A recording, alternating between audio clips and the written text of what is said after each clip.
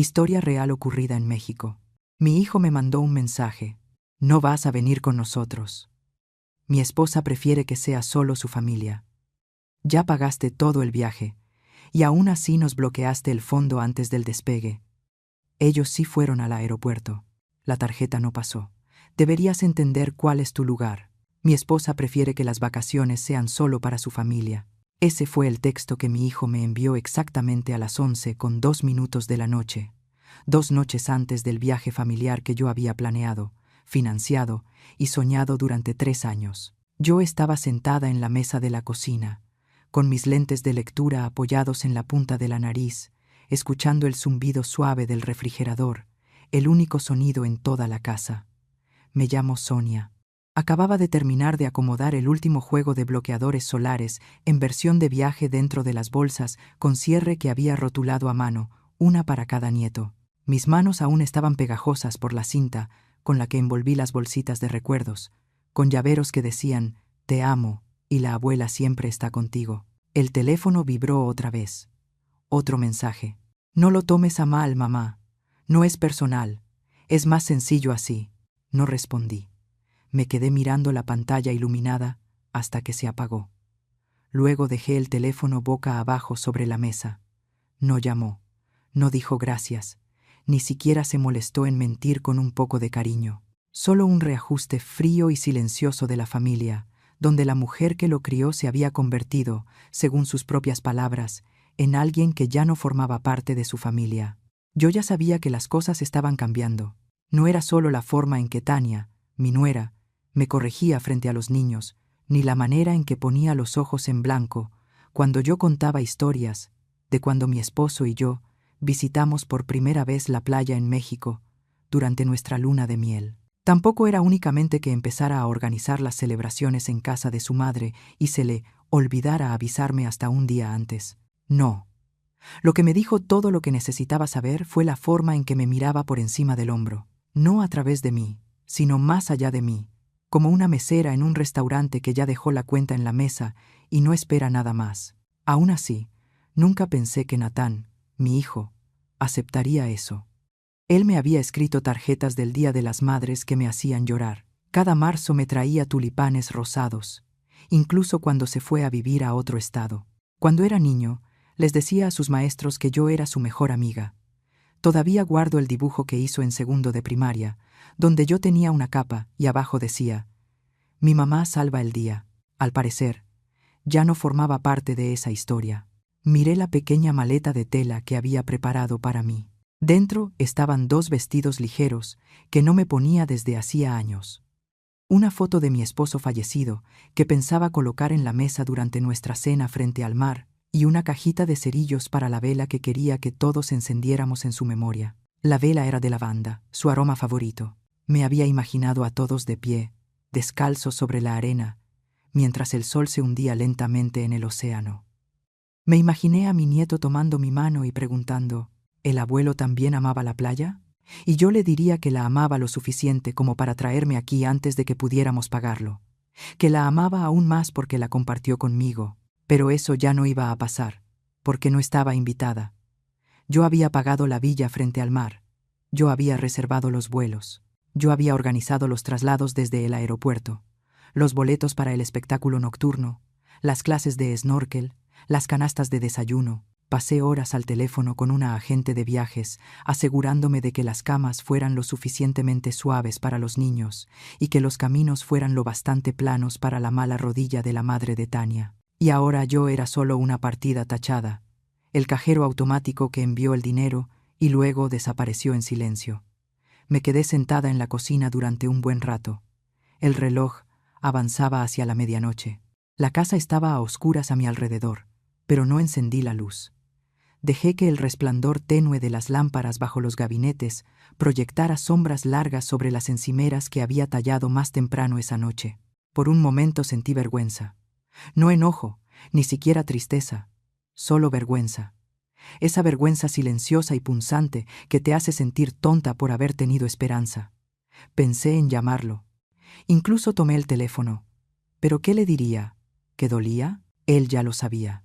¿Que había cambiado? Claro que lo sabía. Por favor, déjame ir. No podía rogar. No después de todo lo que había dado. Dejé el teléfono otra vez sobre la mesa. En su lugar, me levanté. Caminé despacio hasta el escritorio del estudio y encendí mi vieja laptop. La pantalla despertó con lentitud, torpe pero familiar. Abrí la carpeta que decía «Fondo de viaje a la playa». Ahí estaba, el total que había estado construyendo desde el día en que me jubilé. 21.763 pesos con 84 centavos. Todo había empezado con billetes de 10 pesos guardados en sobres. Luego comencé a vender muebles viejos, después a dar clases de inglés en línea por las noches. Cada peso había ido a parar a ese viaje. Abrí una cuenta especial para el fondo de viaje. Vinculé los pagos de la villa, los boletos de avión, los servicios. También configuré todas las tarjetas para que tomaran de una sola fuente principal, la mía, porque confiaba en ellos. Porque creí que la confianza era algo que yo me había ganado. El cursor parpadeaba. Dejé el mouse suspendido sobre el botón que decía congelar cuenta. Un solo clic pausaría todos los pagos. Una llamada a la agencia de viajes detendría todo. No hice clic. Todavía no. En su lugar, abrí un documento en blanco y empecé a escribir otra cosa. No una respuesta para Natán. No una súplica. Una lista. Una lista nueva de nombres. Mujeres de la iglesia que no habían salido del estado en 20 años. Mi amiga Carolina, cuyo hijo no le hablaba desde que le dio cáncer. Luisa, que enterró a su esposo el otoño pasado y todavía llevaba su foto al estudio bíblico. Francisca, que ayudó a criar a sus nietos, pero no fue invitada a sus graduaciones. Berenice, que me dijo el mes pasado que nadie jamás le había tomado una foto en la playa. Guardé el archivo. Luego regresé a la página del banco. Me recosté en la silla, cerré la laptop y respiré hondo. Tomé la bolsita de recuerdos que había hecho para mi nieto más pequeño. Saqué el llavero y lo puse sobre la mesa. Luego desenvolví los otros, uno por uno. Y por primera vez en 3 años me permití imaginar un tipo distinto de viaje. Uno en el que no fuera indeseada, ni una carga, ni una nota al pie, sino la anfitriona. Y sonreí. No por venganza, sino por algo más fuerte. Claridad. Todo había empezado con un frasco. Un frasco de vidrio viejo que guardaba detrás de la maceta en el gabinete de la cocina. Yo lo llamaba el frasco de los sueños, aunque nadie lo sabía más que yo. Cada vez que dejaba de comprar algo pequeño, unas vitaminas, una renta de película, unas pantuflas nuevas, tomaba ese dinero en efectivo y lo deslizaba dentro del frasco. Al principio no era mucho, 5 pesos aquí, 20 allá, pero con el tiempo fue creciendo en silencio, como suele crecer la esperanza. Durante 3 años ahorré. Cancelé el cable. Dejé de comprar mi té favorito. Di clases en línea para ganar un ingreso extra incluso cuando me dolían las articulaciones y me ardían los ojos. Bajé la calefacción por las noches y me puse doble par de calcetines. Rechacé invitaciones a comer, diciéndole a mis amigas que ese mes estaba apretado. No sabían que estaba metiendo cada moneda en ese frasco. ¿Para qué? Para un recuerdo. Para un último momento bonito como familia. La playa no era solo un destino, era un símbolo. Jaime y yo habíamos ido ahí en nuestra luna de miel. Teníamos 24 años, recién casados, sin dinero. Compartimos una sola maleta y partíamos los sándwiches a la hora de la comida.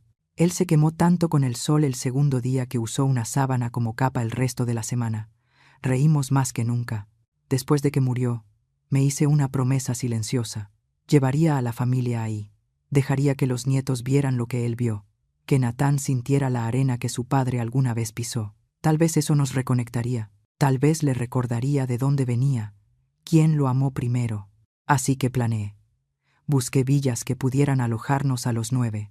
Llamé a la agente de viajes una docena de veces para preguntar por la distribución de camas, necesidades alimenticias y acceso para silla de ruedas para la madre de Tania. Mandé a hacer camisetas personalizadas con el nombre de todos y la frase «La familia es para siempre 2023», impresa al frente. Elegí una casa frente al mar con un fogatero. Me imaginé sentados alrededor, encendiendo velas una por una, cada quien diciendo una palabra para describir a Jaime. Yo llevaría su foto, esa donde se reía con la cabeza hacia atrás, el sol en el cabello, y la sostendría mientras todos decíamos algo bueno. Imaginé silencio, luego lágrimas, luego risas, pero sobre todo imaginé ser vista, ser agradecida, ser abrazada. Nada de eso pasó porque en algún punto dejé de formar parte del cuadro. Y no hablo solo en sentido figurado, hablo literalmente. Me di cuenta poco a poco. Menos fotos grupales. Cuando posaban en acción de gracias, Tania decía, ahora una solo de los niños. Luego, ahora una solo de nuestro núcleo familiar.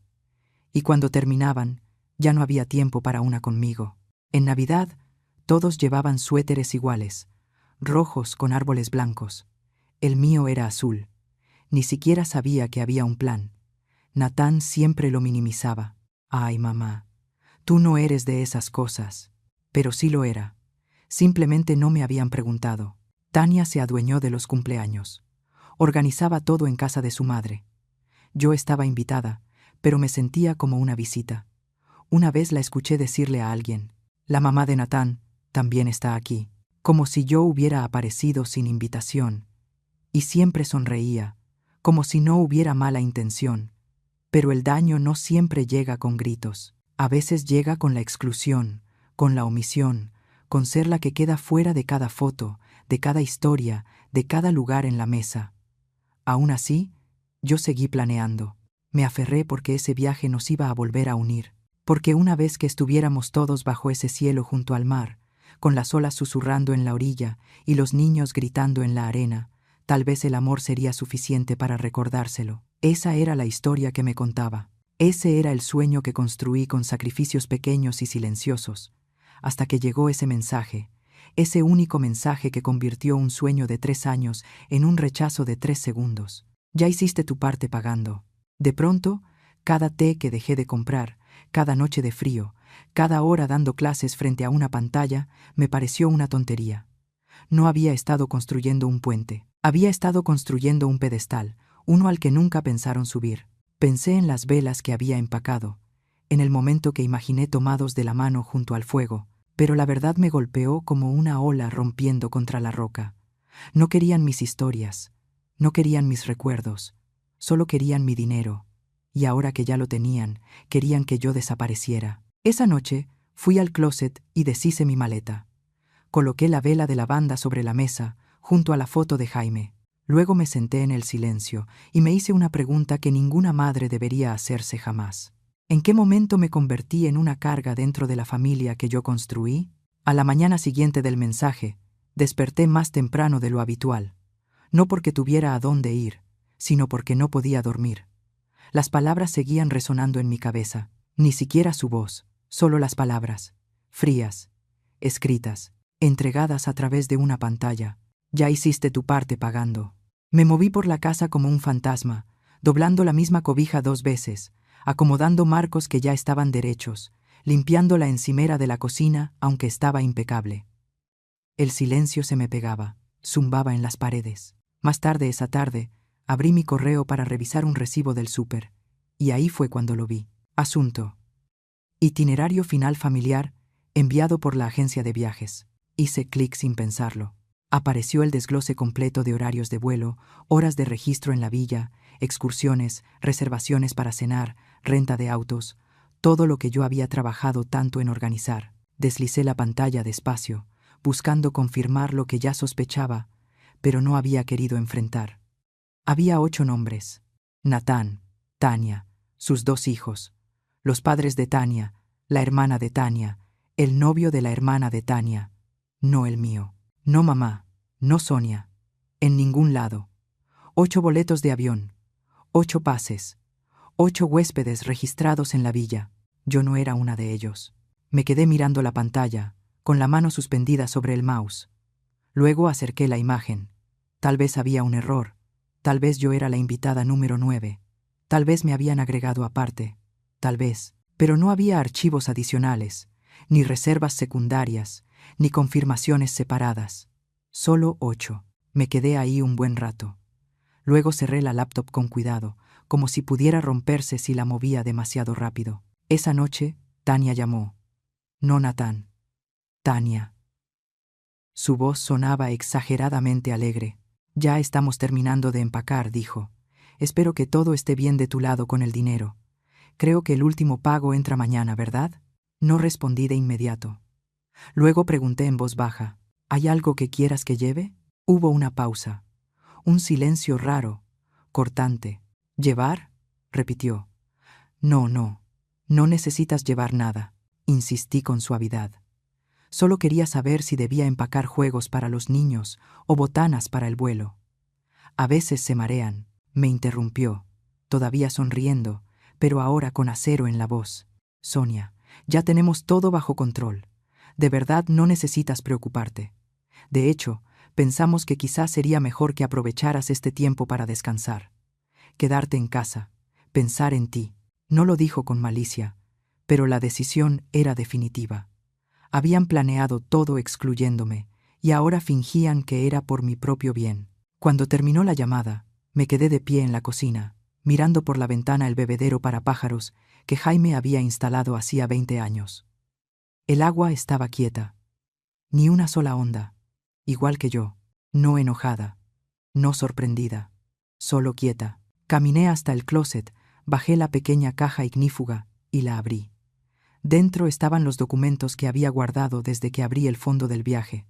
La cuenta que yo creé, la cuenta que yo financié, la cuenta vinculada a cada reservación. Pasé las hojas. Ahí estaba, en letras claras. Titular de la cuenta, Sonia.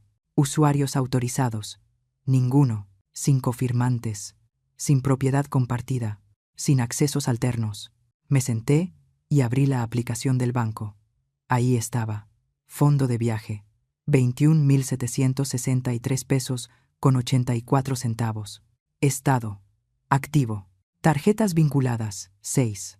Titular principal de facturación, yo. Fue entonces cuando empecé a pensar en lo fácil que me habían borrado, en la seguridad con la que gastaron mi generosidad como si fuera su derecho y desecharon mi presencia como si fuera una carga. Yo nunca estuve destinada a ir. Solo necesitaban el dinero. Nunca fue nuestro viaje. Fue una transacción, y yo había sido el banco. Pero los bancos pueden cerrar. Esa noche no tomé ninguna decisión. Apagué el teléfono, me preparé una taza de té de menta y me senté con todo eso. Me permití sentirlo por completo, no solo la ofensa, sino la claridad. No me olvidaron, me omitieron. Y peor aún, asumieron que yo sería demasiado pasiva, demasiado mayor, demasiado agradecida por las migajas como para darme cuenta. Pensaron que me quedaría en las sombras y sonreiría de todos modos. Olvidaron quién los crió. Cerré la aplicación y por primera vez en meses dormí toda la noche. No grité, no logré. No llamé a nadie para anunciar lo que había descubierto.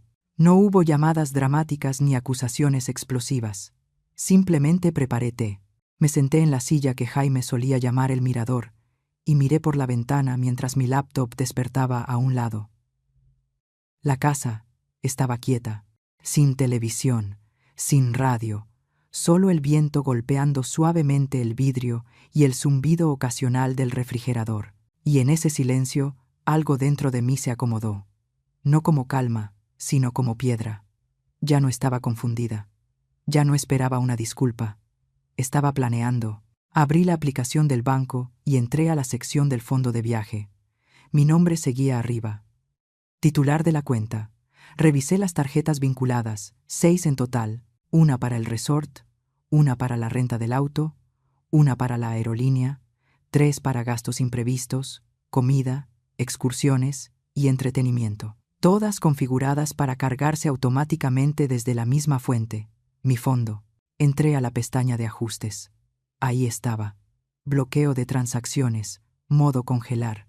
Dejé el dedo suspendido sobre el interruptor. Debajo, una nota pequeña decía: activar esta opción pausará todos los cargos salientes de esta cuenta. Las tarjetas vinculadas serán deshabilitadas. Ningún cargo nuevo podrá autorizarse sin verificación del titular. Un solo clic. Eso era todo lo que se necesitaba. Pero aún no lo hice. En su lugar, abrí otra pestaña, la de mi calendario. Marqué el día de salida con un círculo rojo. Estaban programados para salir del Aeropuerto Internacional de la Ciudad de México a las 10:45 de la mañana, hora local. Si llegaban 2 horas antes para documentar, Eso significaba que el bloqueo debía empezar alrededor de las 8:15 de la mañana, justo cuando estuvieran formados en la fila, seguros de que todo estaba pagado. Ese sería el momento en que las tarjetas dejarían de funcionar. Pero solo si yo guardaba silencio. Solo si sostenía ese silencio el tiempo suficiente. Aún así, no presioné el botón. Todavía no. Porque una vez que decides dejar de interpretar el papel que otros te asignan, la buena madre, la abuela generosa, la que siempre sonríe y nunca pide nada a cambio, no hay forma de volver a ponerte esa máscara. Y yo quería estar segura. Así que les di una última oportunidad. Solo una. Le mandé un mensaje a Natán. Simple, suave. Yo. Avísame si quieres que te ayude con las mochilas de los niños o con botanas para el viaje. Puedo llevar unas bandas contra el mareo para Olivia. No hubo respuesta. Pasó 1 hora. Luego 2. Podía ver que el mensaje había sido leído. Aún así, nada. Ni gracias. Ni un reconocimiento. Ni un te lo agradecemos. Solo nada. Ahí supe que no había ningún malentendido. Esto no era falta de comunicación, ni un olvido, ni las preferencias de Tania. Esto era derecho adquirido. Era la crueldad silenciosa de quienes creen que el amor es una transacción de un solo sentido. Yo era la bóveda, y ellos estaban retirando el efectivo. Pero ya no. Volví a la aplicación del banco. Mi dedo volvió a quedarse suspendido. Y entonces, sin dudar, presioné. El icono se volvió azul. El mensaje se actualizó. Modo congelar activado. Todas las transacciones están ahora pausadas. Se requiere autorización manual para reanudar. Listo. Me quedé mirando la pantalla un momento, dejando que se asentara. No se enviaría ningún correo de confirmación. No habría alertas. Ninguna advertencia. Se enterarían del mismo modo en que yo me enteré de que no estaba invitada, en el silencio más claro e innegable posible. Me recosté en la silla, di un sorbo a mi té y solté el aire. No era venganza. Era realidad. Una realidad que ellos eligieron. Pero eso no significaba que yo tuviera que financiarla. Durante las siguientes 48 horas, no dije nada. Cuando Tania publicó una foto de sombreros de playa iguales en redes sociales, no comenté. Cuando Natán escribió en el chat familiar listos para despegar, no respondí. Y cuando mi nieta menor me mandó un audio diciendo, «Abuela, vamos a ver tortugas marinas», lo guardé, me lo acerqué al pecho y dije en voz alta, «Lo siento, mi amor, pero alguien tenía que enseñarle a tus padres el valor de la presencia». Luego regresé a mi laptop y abrí una hoja de cálculo nueva. Esta vez no era para ellos, era para mí. Hice una lista titulada «Quienes merecen ser vistas». Arriba escribí Carolina, Berenice, Luisa, Francisca, Nora, Denise. Cada una mujer como yo, ignoradas, subestimadas, utilizadas. Y debajo de cada nombre empecé a trazar cómo podría ser un viaje, no como recompensa, sino como restauración.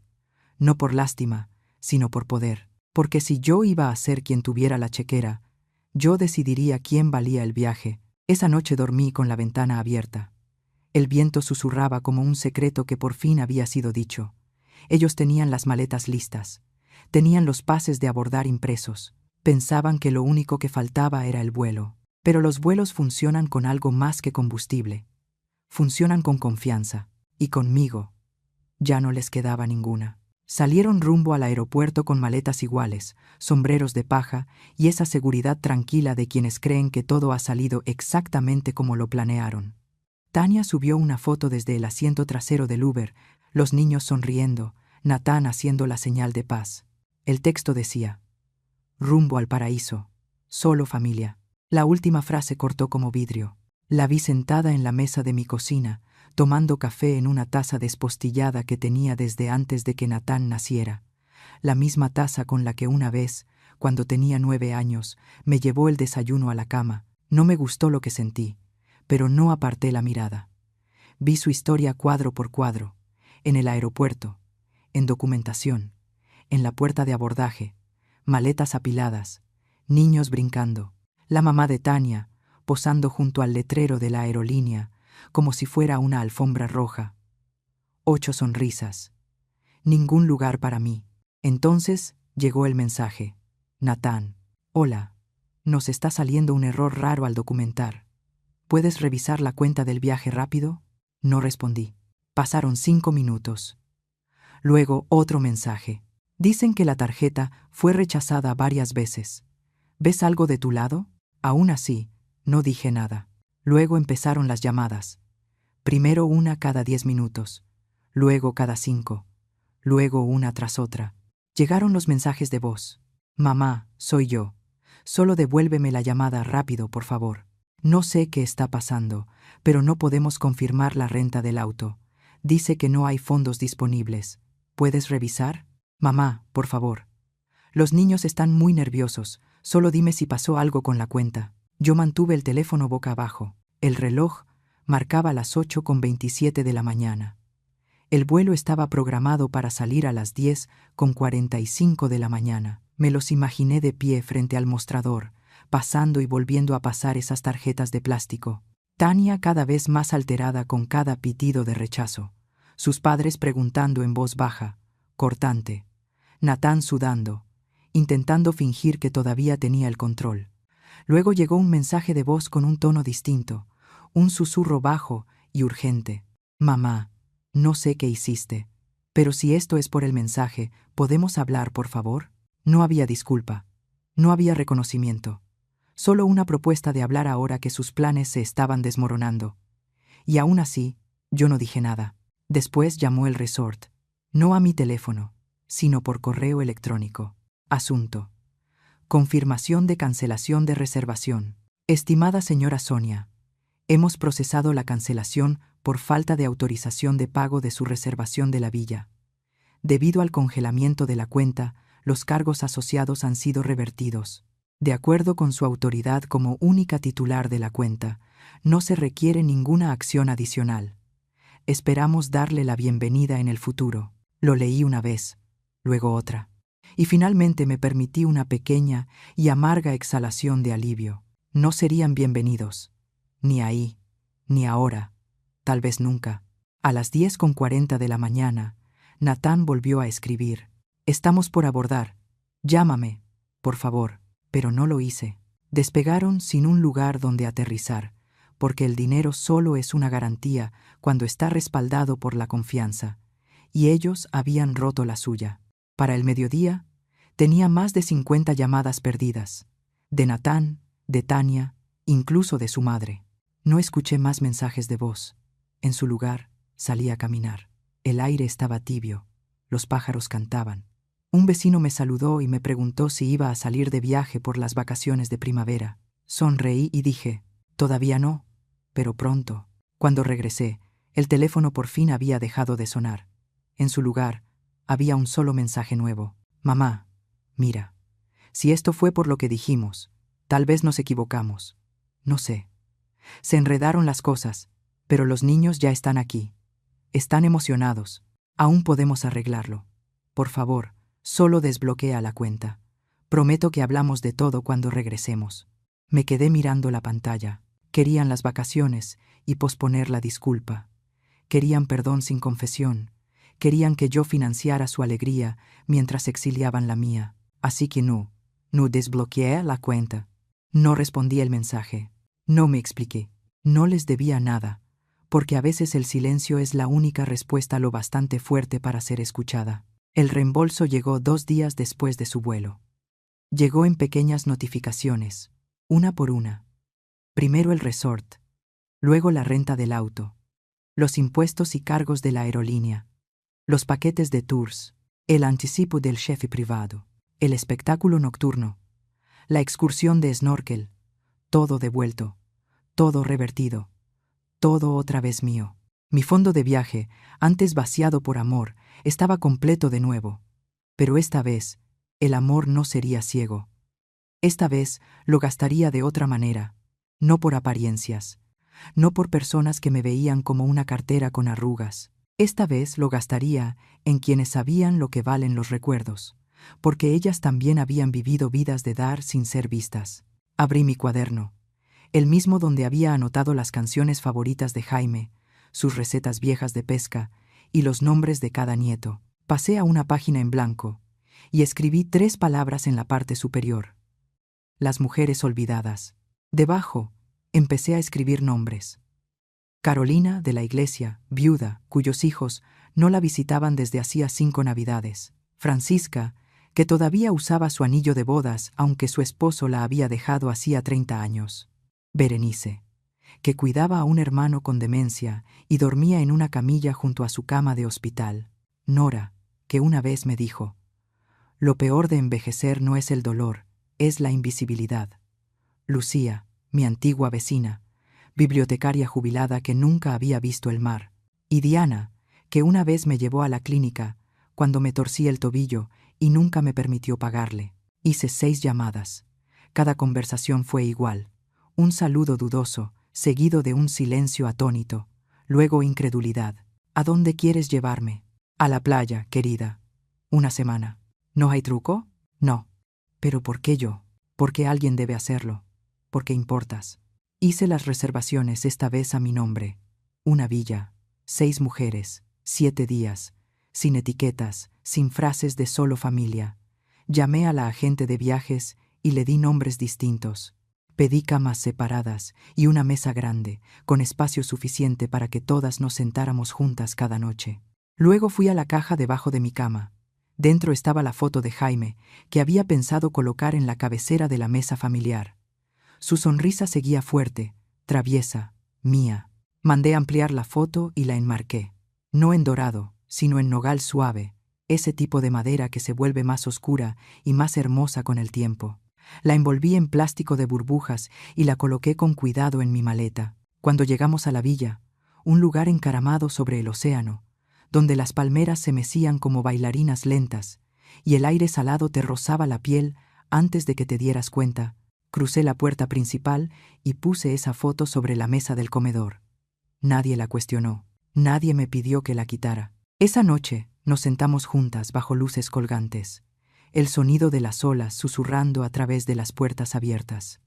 Carolina llevaba un pañuelo brillante y no dejaba de rellenar las copas de vino de todas. Berenice brindó por estar, por fin, en un lugar donde no tenía que limpiar después.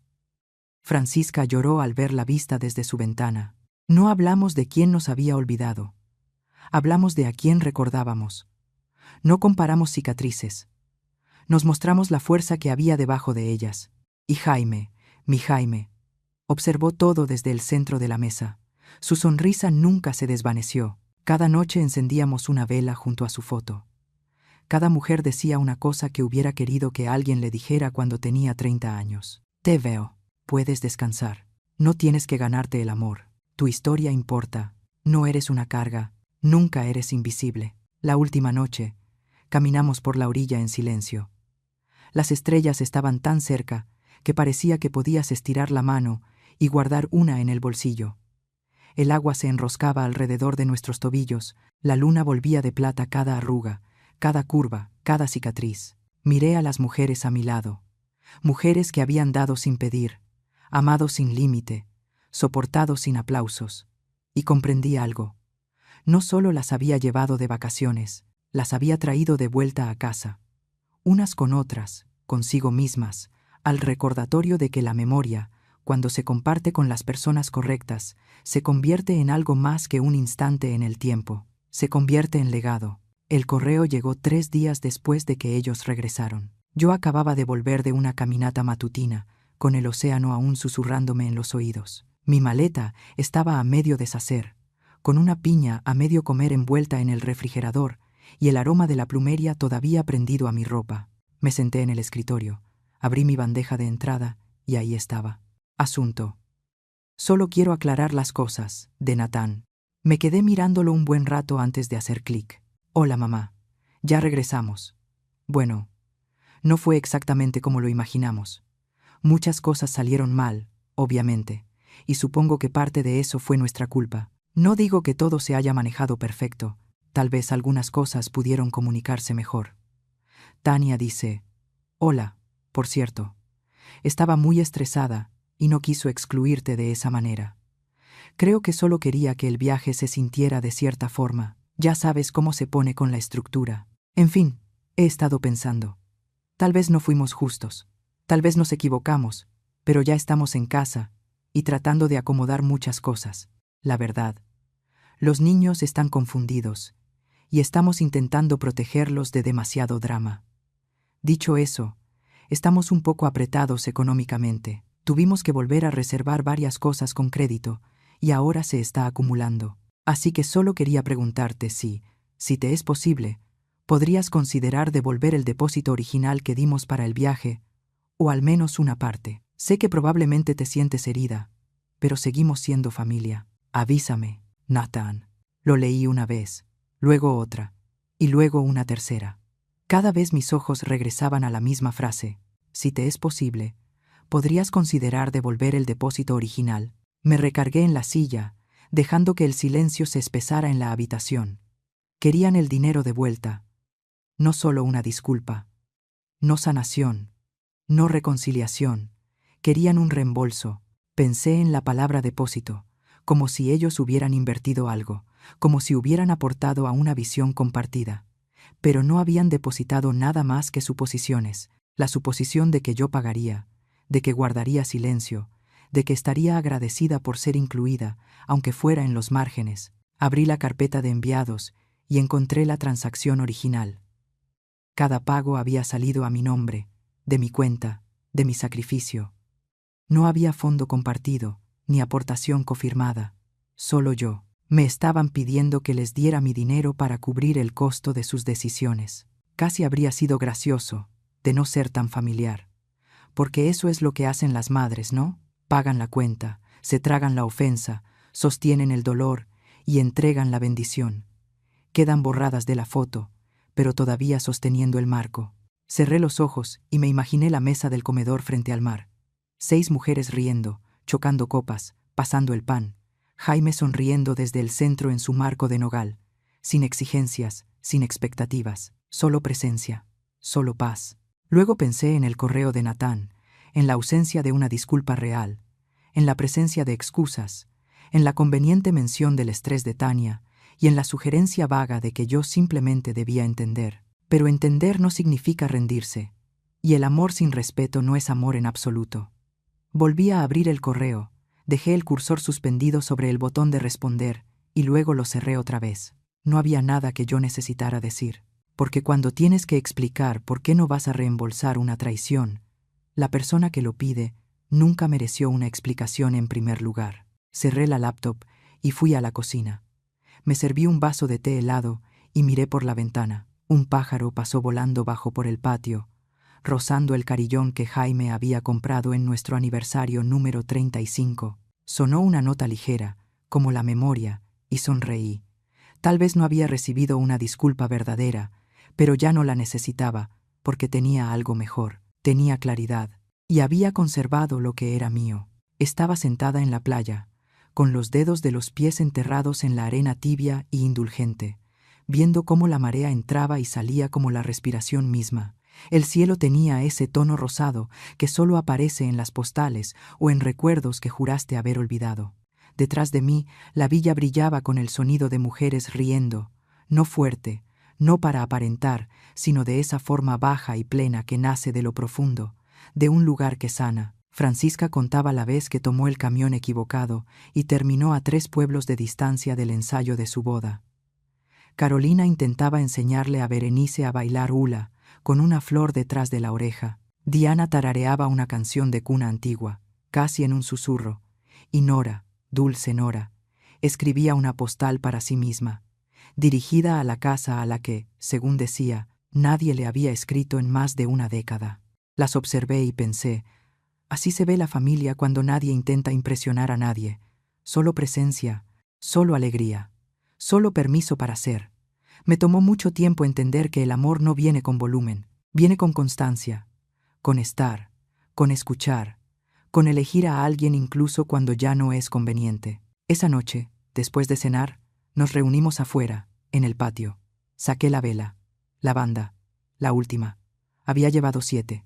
6 ya estaban encendidas, cada una por una mujer distinta, cada una cargando un recuerdo, un nombre, un adiós que nunca habían podido decir en voz alta. Ahora me tocaba a mí. Coloqué la foto de Jaime, en el centro de la mesa. Las mujeres guardaron silencio. Sostuve el cerillo en la mano. Esto, dije en voz baja, se suponía que era para todos ellos, para mi familia. pero creo que quizá siempre estuvo destinado a esto. Encendí el cerillo. La llama se elevó y luego se aquietó. Prendí la vela y vi cómo la cera empezaba a derretirse, lenta y segura, como el tiempo mismo. Berenice estiró la mano y tomó la mía. No pensé que volvería a sentir esto, susurró. Paz. Gratitud. Como si importara. Me miró con los ojos llenos de lágrimas. Y no pensé que vendría de alguien como tú. ¿Alguien como yo? Pregunté sonriendo. Alguien que sabe, dijo lo que es darlo todo, y aún así quedarse fuera de la puerta. No respondí. Solo apreté su mano un poco más. Cuando la vela ya había ardido un rato, me levanté y caminé hacia la orilla de la playa. Las mujeres me siguieron despacio, descalzas, cada una llevando una concha, un listón o un nombre escrito guardado en el bolsillo. Formamos un círculo en la arena, sin ceremonia, sin guión, solo silencio. Y entonces lo dije, no para ellas, ni siquiera para Jaime, sino para la parte de mí que más necesitaba escucharlo. Ya no estoy triste. Y era verdad. Tampoco estaba enojada. No estaba esperando que Natán llamara. No estaba deseando que Tania se diera cuenta de lo que había hecho. No estaba aferrada a una reunión lacrimógena donde todos, por fin, entendieran cuánto había cargado. Había dejado de cargarlo. Y por primera vez en décadas. Me sentí ligera. Pensé en ese correo, en ese intento patético y calculado de convertir una disculpa en negociación. Pensé en los años que pasé intentando ser suficiente para personas que solo me veían cuando necesitaban algo. Y sonreí. No la sonrisa que te pones en las reuniones familiares cuando te dan un plato desechable y te dicen que te sientes en la mesa de los niños porque ya no hay lugar. No. Era la sonrisa que aparece cuando entiendes que nunca fuiste el problema.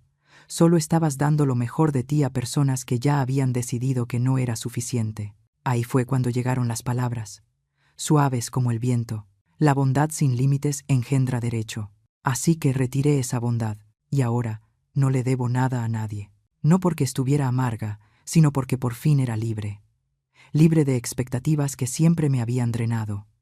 Libre del peso de un sentido de pertenencia falso. Libre de la actuación de la maternidad, que exigía sacrificio constante, sin jamás ser correspondido. ¿Y yo? Me quedé de pie en la orilla y dejé que las olas vinieran hacia mí. Me rodearon los tobillos y jalaban la arena como si dijeran, suéltalo. Ipsi no lo solté. Solté el sueño de una familia que me hiciera espacio. Solté la casa que ayudé a construir pero en la que nunca fui bienvenida. Solté ese estirarme en silencio, una y otra vez, buscando aprobación que ya había ganado 1000 veces. Y lo que quedó fue esto, un puñado de mujeres. Una villa brillando detrás de nosotras, la sonrisa de mi esposo congelada en una fotografía, y un corazón que ya no suplicaba ser visto. Me di la vuelta y las miré, mi familia elegida, y pensé, nunca me dejaron atrás, simplemente encontré a quienes caminaban en mi misma dirección. Si esta historia tocó algo profundo en ti, si alguna vez entregaste el corazón a una familia que te olvidó, si alguna vez fuiste borrada y tuviste que volver a escribirte en tu propia historia, entonces perteneces aquí. Esto es Bóveda, Historias de las Abuelas, un lugar donde el silencio se transforma en fuerza y la memoria se guarda como un tesoro. Aquí rescatamos las historias que muchos prefieren ocultar, las de madres descartadas, mujeres que resistieron en silencio y legados que se reconstruyen, no con gritos, sino con verdad. Si crees que la bondad no es debilidad, sino sabiduría nacida de la experiencia, si sientes que ser olvidada no es el final de tu historia, sino el comienzo de una más justa y más digna, suscríbete hoy a Bóveda Historias de las Abuelas. Porque cuando una abuela habla, no grita, abre la bóveda, y el mundo finalmente escucha.